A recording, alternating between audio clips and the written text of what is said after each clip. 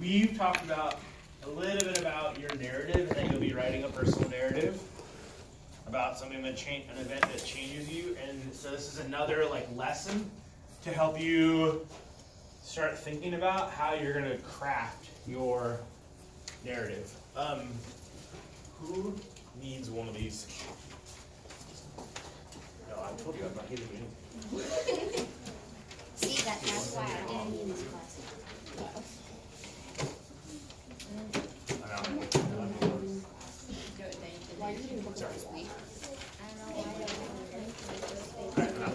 Okay, so remember when we did dead words? You remember? Why were they dead? Why didn't we want them? Yeah. Because they were overused and not very descriptive. Yeah, descriptive, that's the perfect word. So we want to make our narratives descriptive and interesting for our readers. So that's why we're going to learn about figurative language. So what is that? Can I have someone read? Can you read that for me? Like, I think how you use figurative language is like, oh, that's so exciting. Because I think a figurative, I think it's like kind of being sarcastic. Yeah, I mean, there are ways to be sarcastic in figurative language. Yeah. Is it being figurative like, you're like, oh, I scrubbed a million cars or whatever if you worked at a car wash? Yeah, that's another one. So figurative is the opposite of literal. So have you ever heard anyone say, oh, I'm literally going to die of boredom? Are they actually going to die of boredom? No, they're not going to die of They're not boredom. eating or drinking. I mean, that's. So can I have someone read this aloud for me? Go ahead. Figurative languages use words or phrases to express something that's different from the literal meaning of the word or phrase. Figurative language is used to create detail in your writing in order to make it more interesting to the reader. Great, thank you. So one of the ways, oh yeah, so we're gonna show, not tell. So mad, that's one of our dead words, right? It's not very descriptive. So Jordan was mad, okay, what? It's kind of boring. Can someone read that for me? Go ahead. Jordan threw his body like a heavy sack onto the couch, slammed his feet onto the table, and glared at Tom. Thank you. So what's different between this and this other than their lengths? Yeah. They're more descriptive. Yeah, exactly. The second one's more descriptive. Great, yeah. Okay, so I'm going to talk about different types of figurative language that you can use in your narrative. Has anyone heard of a metaphor before? Yes. Yeah. Yes. Okay, so comparison between two unlike things in which like or as is not used.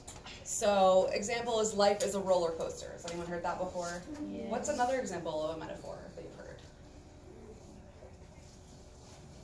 Have you heard like easy as pie or Piece of cake. piece of cake, this house is a circus? Or zoo, yeah, exactly. Okay, so then that's metaphors. Similes compare two unlike things using the words like or as. Like her hair moved like a sail in the wind. Does anyone else have any ideas of a simile? Like what's a simile for trees? Yeah. The tree seems to touch the sky like No, but okay, well, I'll come back to that because that was good for something else, yeah. A tall thing made out of wood that's green. Yeah. So the wood is like a tall thing made out of wood that's green. Yeah. The house that hasn't been cut yet. Okay, yeah, I like that. It's like a house that hasn't cut yet, yeah. big broccoli. Yeah. Yeah. The noise of the tree collapsing was like a rocket ship taking off. That's awesome. That's super descriptive. I know exactly what that sounds like if I read that. All right. Then we have imagery. This one you're going to use a lot. So it's something that appeals to the five senses. So if you're trying to describe an apple, what does the apple look like? What does it sound like when you like drop it? What does it feel like in your hands? Kind of waxy. What does it taste like? What does it smell like? So this is an example. The hot July sun burned my skin as little beads of sweat began to trickle down my face. Yeah, I know, right? But see, that's descriptive. You got an emotional response from that because you're like, whoa, I can like feel that. So let's think of something else. How do you describe a storm? What are some ways? Yeah, go ahead. The sky is crying. Yeah, okay. That's also a great one for personification, which we'll get to. So how does a storm feel? Cold. Wet, cold. Sad it was me. What does it feel like? So it feels cold. What does it sound like? Like a bunch of tiny metal beads falling onto something, like falling off stuff. Yeah, these are great. What about that? Yeah. Or if it's a really bad storm, it's like a baby screaming.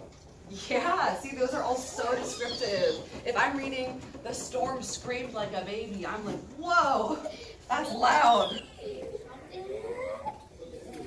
Okay, and then onomatopoeia, I hear a lot of you guys doing this when I ask what it sounds like.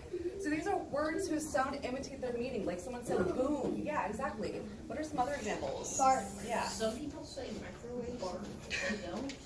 Some people do. I'm not totally sure what the... Yeah. Okay, what about... Yeah, go ahead.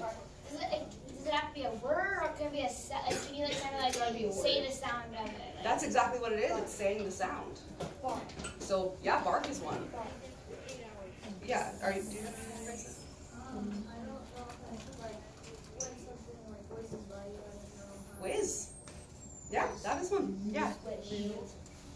yeah, exactly. You guys got it. Kaboom. So one that I heard a lot of people say was personification.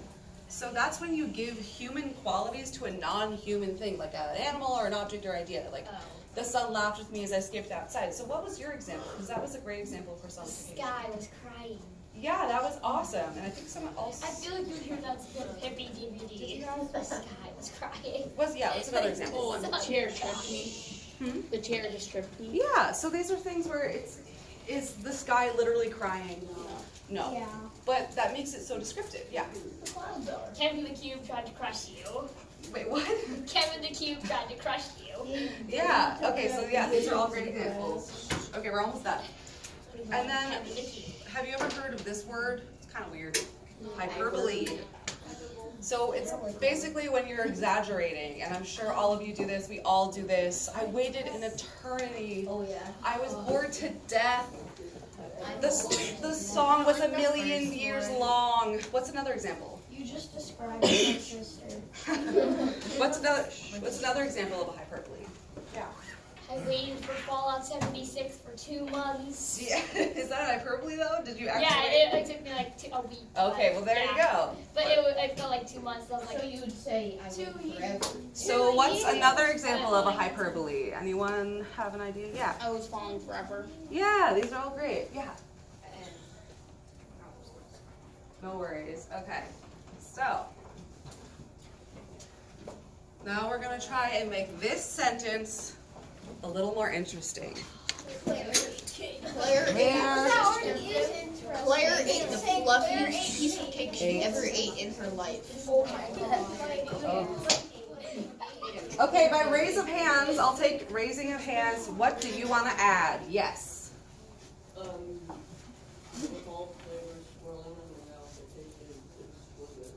Ooh, I like that. I can't write all of that, but that's great. All right, what about you? Go ahead. Claire tasted this cake. No. Claire, you're not Eva. Whatever. Shut up. It was the fluffiest piece of cake Claire ever ate in her life. Yeah, so you got, first of all, you got fluffy, and that's a sensory detail. And then you got the fluffiest cake she's ever tasted in her life, and that's kind of an exaggeration. What about a simile? Does anyone have, what did she eat the cake like? Yeah. Oh, I was gonna say like the 2-year-old Claire. The 2-year-old Claire, so we're getting a little more specific. Yeah. Claire ate a Ate a cake, A yes, whole- more a whole specific, a entire whole cake. cake. Yeah. Claire ate the cake greedily as she looked into the mirror as cake was sweeping all over her. Yeah, okay, yeah. Liking that. Yeah, go ahead. Claire ate the cake as if it was the last meal on earth. Yes, okay, I'll take one more, go ahead. Claire ate the cake as she looked out at all the orphans wanting it. I get to take voices off. Okay, those are all fantastic. Okay, so now that we've done this together, I'm gonna have you open your laptops, go to OneNote. Yeah.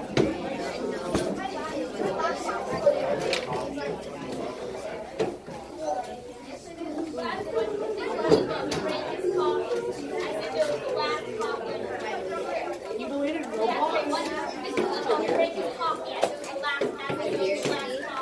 There's a couple days ago,